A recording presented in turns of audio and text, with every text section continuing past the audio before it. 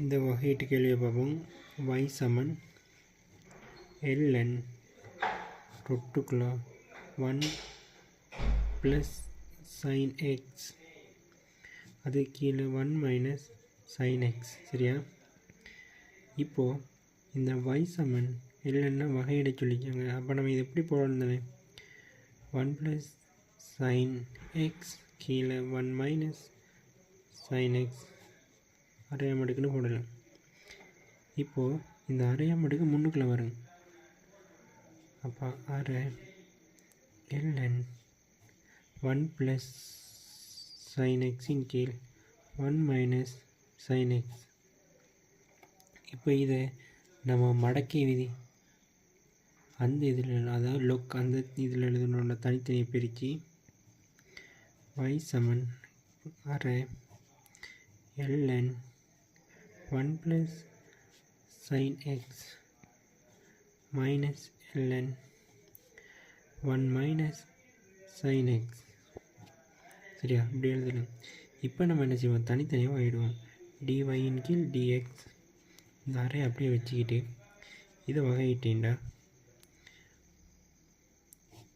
1 + sin x இதை வகையிட்டேன்டா மேலே cos xன்னு வரப்போம்.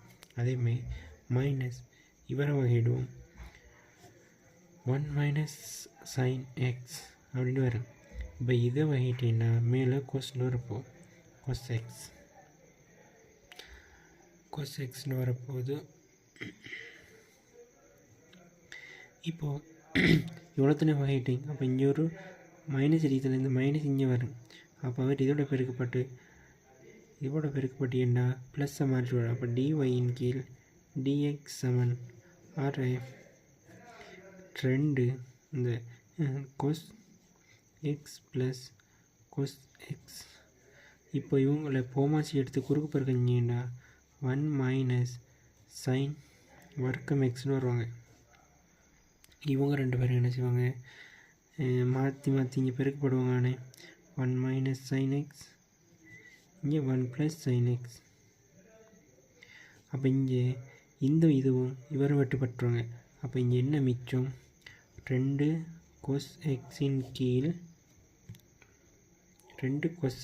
கீழ் cos வர்க்கம் x இங்கே காஃப் இவரை வெட்டுப்பட்டுருவார்.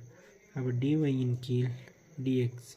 அப்போ dy இன் கீழ் dx என்ன ஆன்சர் வெட்டுப்பட்டாங்கன்னா sec x ஆன்சர் இது.